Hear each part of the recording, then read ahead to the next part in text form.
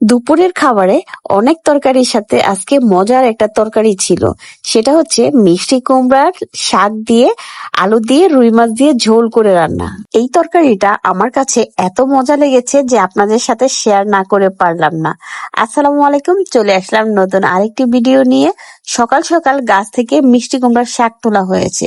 শাকটা দেখতে এত কচি এবং ফ্রেশ, মনে হচ্ছে যে কাঁচাই খেয়ে ফেলা যাবে। তো যাই হোক, আজকে এটা রান্না করব হচ্ছে রুই মাছ দিয়ে।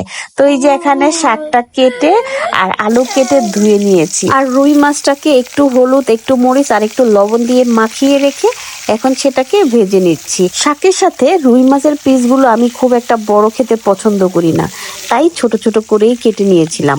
মাছগুলো ভাজা হয়ে গেছে, এখন সবগুলা মাছ তুলে নিচ্ছি।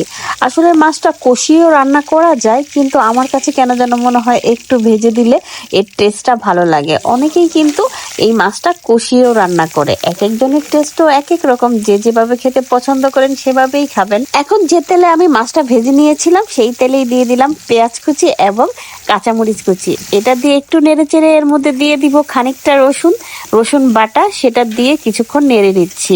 এখন এর মধ্যে দিয়ে দিলাম 1 চা চামচ হলুদ গুঁড়ো, 1 চা চামচ মরিচের গুঁড়ো আর হচ্ছে 1 চা চামচ ধনিয়ার গুঁড়ো।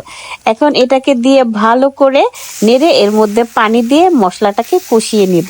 শাকের মধ্যে আমি খুব একটা মশলা পছন্দ করি না, কারণ শাকটা একদম খুব মশলা জাতীয় হলে কিন্তু ভালো লাগে না। গ্রামের রান্নাঘরগুলো মূলত কিন্তু খোলা জায়গায় হয় বা একটু খোলামেলা হয়, আর প্রকৃতি দেখতে দেখতে রান্না করতে করতে কখন যে সময় চলে যায় কিন্তু বোঝাই যায় না। তো এখন দিয়ে দিলাম হচ্ছে মিষ্টি কুমড়ো, যে শাকটা ধুয়ে রেখেছিলাম এবং তার সাথে ছোট ছোট করে আলু কেটে রাখা হয়েছিল, সেগুলো এখন দিয়ে দিব। শাক কিন্তু কিছুক্ষণ পরেই একদম নুয়ে যায়, মানে নেতিয়ে যায়। এটাকে কি বলে আমি জানি না, আপনারা কি বলেন? তো আমরা তো বলি নেতায় গেছে। আসলে শাক দিয়ে যে কোনো কিছুই রান্না করতে গেলে একটু হিসাব করে রান্না করতে হয়। দেখলাম যে কড়াই ভর্তি শাক দিলাম, কিছুক্ষণ পরে একদম অল্প হয়ে যায়। তো এজন্য অনেক সময় হিসাব নিকাশ করেই রান্না করতে হয় যে আমি কতটুকু শাক রান্না করতে চাচ্ছি। আর এই মজার তরকারিটা রান্না করতে কিন্তু খুব একটা কষ্ট করতে হয় না বা খুব একটা টাইমও লাগে না।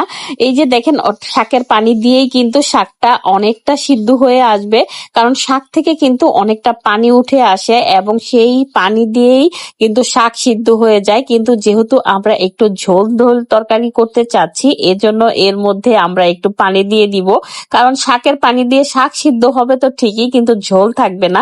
এজন্য ঝোলটা দিয়ে তার মধ্যে দিয়ে দিলাম ওই যে ভেজে রেখেছিলাম মাছগুলো, সেই মাছগুলো এখন দিয়ে এটা একদম হাই স্পিডে একটু বলক উঠায় নিব।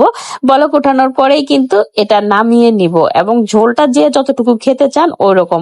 আর শাকের রান্না করাতে কিন্তু আমরা খুব একটা মশলা ইউজ করি না, কারণ এর টেস্টটা যাতে ভালো থাকে এবং খেতেও যাতে মজা লাগে। তো এই ছিল আমাদের মিষ্টি কুমড়া দিয়ে রুই মাছ আলু দিয়ে ঝোলের তরকারি। তো আজকের ভিডিওটা এই পর্যন্তই। সবাই ভালো থাকবেন, দেখা হবে নেক্সট ভিডিওতে। আল্লাহ হাফেজ।